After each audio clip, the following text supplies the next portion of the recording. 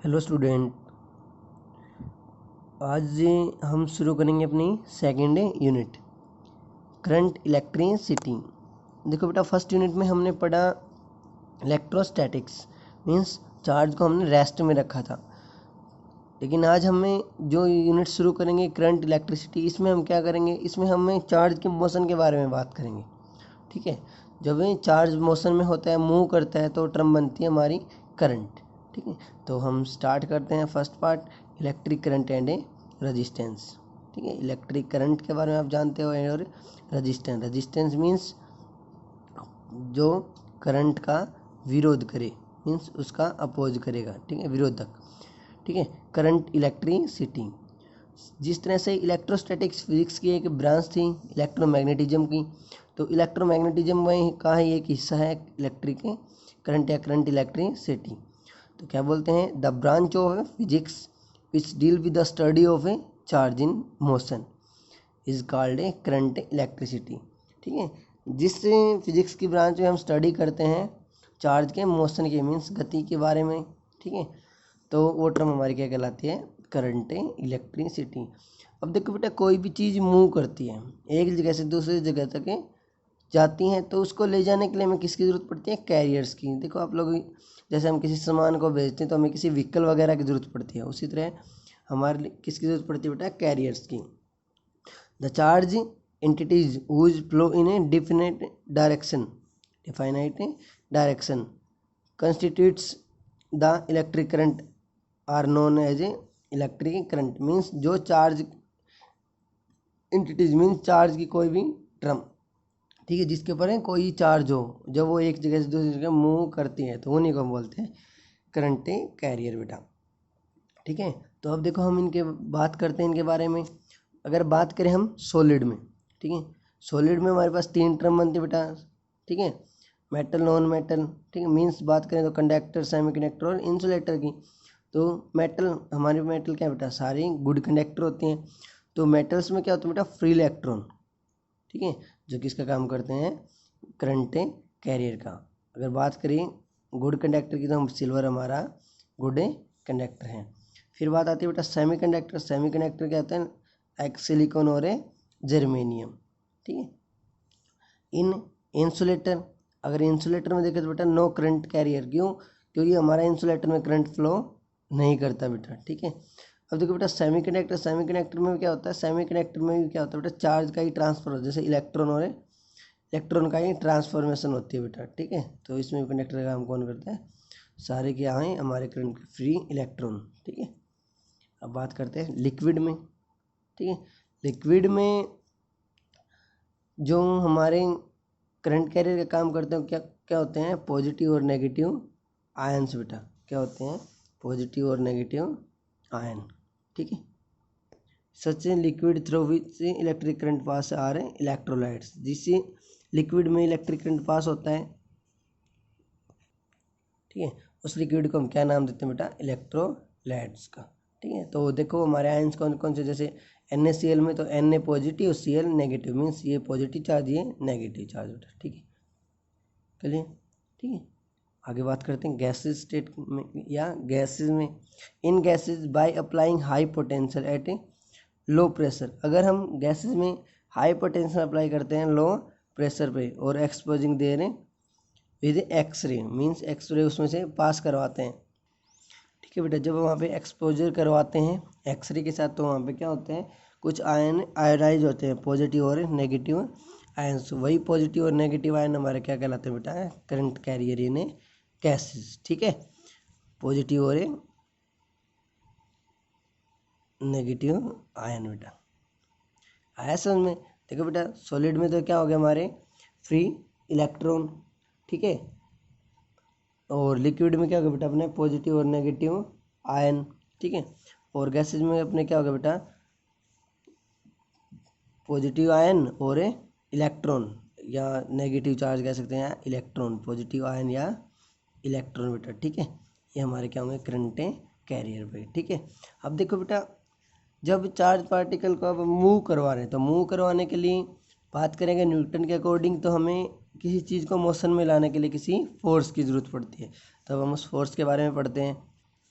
तो देखो बेटा वो फोर्स कौन सा है, अब हम बात करें इलेक्ट्रॉन पे लगने वाले फोर्स की, जिससे कि हमारा इलेक्ट्रॉन मूव करता है, ठीक है, इलेक्ट्रॉन मोटिव फोर्स, ठीक है, या EMF of a cell. Cell means cell के द्वारा अप्लाई करवाया जाने वाला फोर्स। सेल्स जैसे मान लो बैटरी वगैरह, ठीक है, इसमें हम चार्ज ट्रांसफर कराते हैं, ठीक है। It is defined as the maximum potential difference between two electrodes. Means कोई सेल होता है उसमें क्या होते हैं, दो इलेक्ट्रोड होते हैं बेटा, उनके बीच का maximum potential when no current is drawn from the cell. जब उनके बीच में कोई भी करंट मीन्स ये क्या बेटा, एक सेल है, ठीक है, तो जब ये ओपन सर्किट में होती है तो इनके बीच जो टर्मिनल, इन दोनों टर्मिनल के बीच का जो मैक्सिमम पोटेंशियल डिफरेंस होगा वो क्या कहलाता है बेटा, ईएमएफ ऑफ द सेल, ठीक है। देखो ओपन सर्किट में दिखा रखा है, क्लोज इंटीग्रल डॉट डीएल के इलेक्ट्रिक फील्ड अप्लाई करा है कुछ लेंथ के ऊपर, वो हमारा क्या कहलाता है, ईएमएफ, जिसको हम जिसके ऐसा यूनिट क्या लेके चलते हैं बेटा, वोल्ट, ठीक है। पोटेंशियल पीछे पढ़ा था हमने, ठीक है, वोल्ट और जूल पर कूलम, ठीक है। अब देखो बेटा हमने चार्ज को मूव करवा दिया, अगर चार्ज मूव करना शुरू होता है तो कोई टर्म बनती है, हमारी करंट बनता है, ठीक है। तो क्या लिखते हैं, electric current. It is defined as the rate of flow of charge, ठीक है। इलेक्ट्रिक करंट क्या बेटा, it is defined as the rate of flow of charge, या कहें तो rate of flow of charge is called electric current, किसी भी conductor के अंदर। इसको हम किससे डिनोट करते हैं बेटा, आई से, ठीक है। तो आई हमारा क्या हो जाएगा, Q by T, total charge flow upon time है टेकन, ठीक है, I T, T T limits put लिए हमें यहाँ पे, ठीक है, D Q upon D T, rate of flow of charge, ठीक है। अब बात करें इसकी यूनिट की, तो ऐसा यूनिट क्या होती है करंट की बेटा, एम्पियर, क्या होती है, एम्पियर भाई, ठीक है।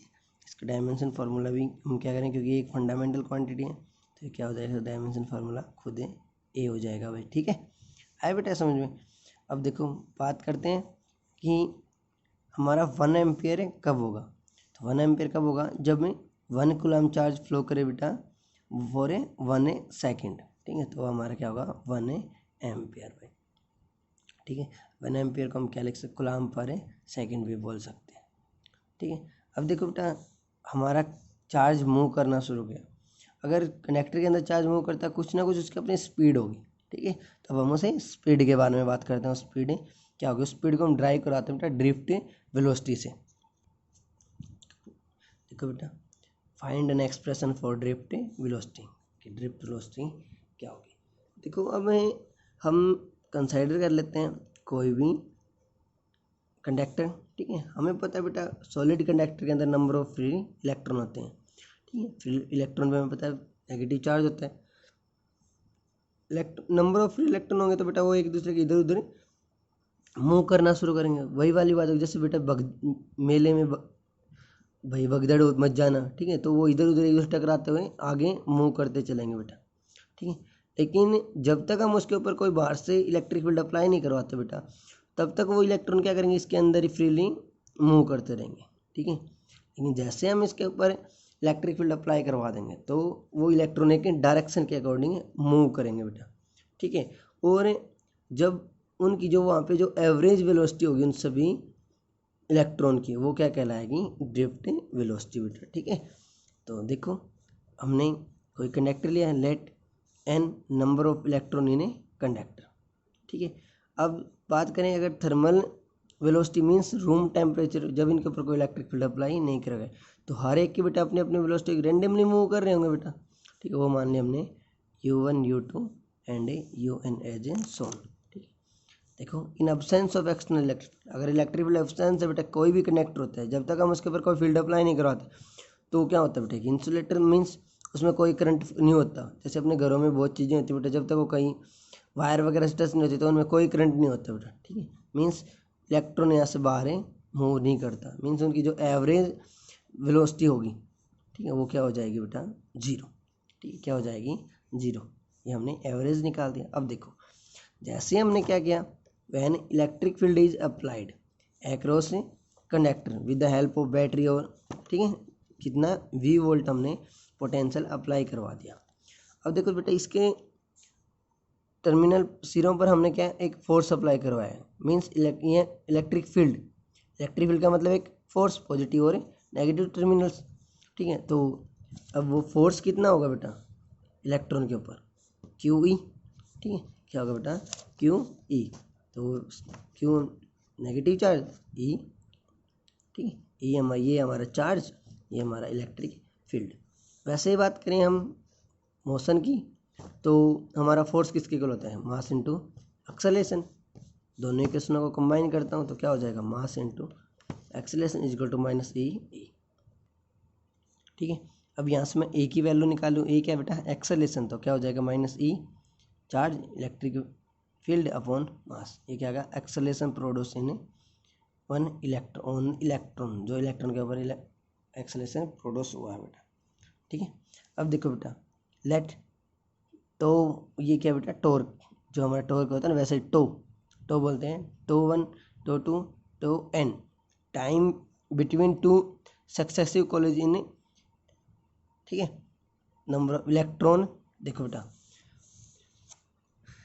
एक इलेक्ट्रॉन यहाँ पे है, दूसरा यहाँ पे बेटा, जैसे ही इनके ऊपर फोर्स लगा तो बेटा ये क्या करेगा, इस इधर मूव करना शुरू करेगा, लेकिन इधर जाते ही दूसरा इलेक्ट्रॉन है बेटा, ठीक है, तो उन दोनों को क्या होगा, एक अपोजिटिव फोर्स लगे मीन्स रिपल्सिव हो गए, ठीक है, तो इनके बीच में, ठीक है, इनके बीच में जो टकराने तक मीन्स कोलिजन करने से, या तो टकरा कर कोलाइड हो बेटा, या ये देखो ये रिलेटेड से पीछे से फोर्स लगा तो जाकर क्या करेगा बेटा उसके ऊपर टकराएगा, ठीक है, तो इनके बीच का जो टकराने का जो टाइम होता है बेटा उसको हमने मान लिया टॉर्क 1 टॉर्क 2, ठीक है, और जो इनके एवरेज टाइम निकलेगा बेटा वो क्या कहलाएगा, रिलैक्सेशन टाइम, क्या कहलाएगा भाई, रिलैक्सेशन टाइम। देखो बेटा अब देखो उनके ऊपर फोर्स लग एक्सेलरेशन हो गया, ठीक है, तो वहाँ पे वेलोसिटी क्या हो जाएगी बेटा, ठीक है, ऑफ फर्स्ट इलेक्ट्रॉन। तो बात करें हम फर्स्ट इक्वेशन की तो क्या हो जाएगी v1 u1 plus A torque 1, ठीक, टॉर्क 1, ये सॉरी टॉर्क बोल रहा हूँ, टो 1, ठीक है भाई। इसी तरह सेकंड की हो जाएगी बेटा, ठीक है, ये हमने फर्स्ट इक्वेशन का यूज़ किया है, इसी तरह हमारे nth की हो जाएगी बेटा, ठीक है। अब हमें इनकी निकालनी एवरेज वेलोसिटी, ठीक है, बाय डेफिनेशन, जो हमने अभी डेफिनेशन बताई थी बेटा, ठीक है, जो एवरेज वेलोसिटी होगी उन इलेक्ट्रॉन की जब इलेक्ट्रिक फील्ड अप्लाई करवाया जाता है तो वो क्या कहलाएगी, ड्रिफ्ट वेलोसिटी, वी डी, सबकी एवरेज निकाल ली बेटा, v1 v2 ऐड कर लिया, ठीक है। अब देखो बेटा हमने जो इक्वेशन थी हमारी क्या थी, वो v1 प्लस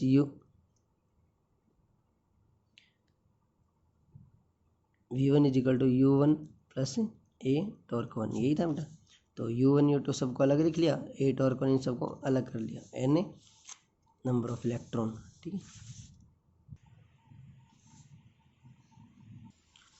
देखो बेटा अब ये वाली जो वैल्यू थी हम पीछे निकाल चुके हैं, इसकी वैल्यू हमारी क्या आई थी 0, ये हमारा जो टाइम था दो कोलिजन के बीच का बेटा, वो इस एवरेज टाइम को हमने नाम दे दिया टॉर्क, ठीक है, जिसको नाम दिया रिलैक्सेशन टाइम, ठीक है, फॉर इलेक्ट्रॉन, ठीक है। अब ये हमारा क्या होगा तो ये हो गया टॉर्क, तो ये हमारी क्या होगी ड्रिफ्ट वेलोसिटी ए टॉर्क, ठीक है।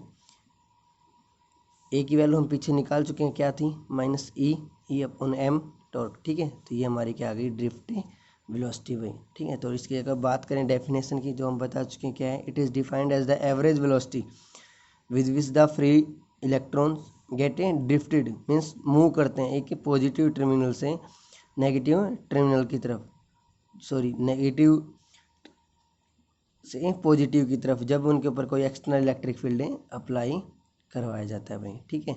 ये है हमारी ड्रिफ्ट वेलोसिटी। देखो बेटा कई बार आपसे ये पूछ लिया जाता है कि कोई भी कंडक्टर होता है, ठीक है, तो उसमें नंबर ऑफ इलेक्ट्रॉन कितने होते हैं, तो जो हमें per unit number of electron मान के चलते हैं वॉल्यूम, वो हम नियर बाई लेके चलते हैं 10⁻⁴ पर मीटर क्यूब, ठीक है। और अगर हम वहाँ पे थर्मल वेलोसिटी की बात करें तो उनकी जो थर्मल वेलोसिटी होती है बेटा, एवरेज थर्मल वेलोसिटी, जब तक उनके ऊपर कोई एक्सटर्नल फील्ड अप्लाई नहीं करवाया जाता है, तो होती है 10⁻⁵ मीटर पर सेकेंड, ठीक है। लेकिन हमने यहाँ पे क्या निकाली है ड्रिफ्ट वेलोसिटी, तो जो एवरेज ड्रिफ्ट वेलोसिटी होती है, एवरेज ड्रिफ्ट वेलोसिटी, तो वो कितनी है बेटा अपने 10⁻⁴ मीटर पर सेकेंड भाई, ठीक है। ये होगी हमारी एवरेज ड्रिफ्ट वेलोसिटी बेटा, ठीक है। अब ड्रिफ्ट वेलोसिटी के बाद अपना नेक्स्ट टॉपिक है मोबिलिटी। ठीक है, मोबिलिटी क्या होगी? Mobility of A charge carrier, जिसको हम डिनोट करते हैं बेटा म्यू से।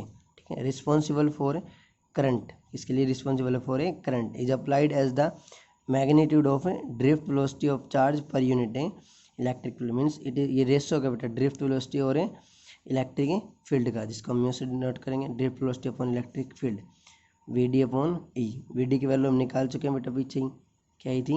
Q E torque by M. E से ही कैंसिल आउट, तो क्या हो जाएगा बेटा? Q torque by M. ठीक है, ये हो जाएगी हमारी मोबिलिटी भाई।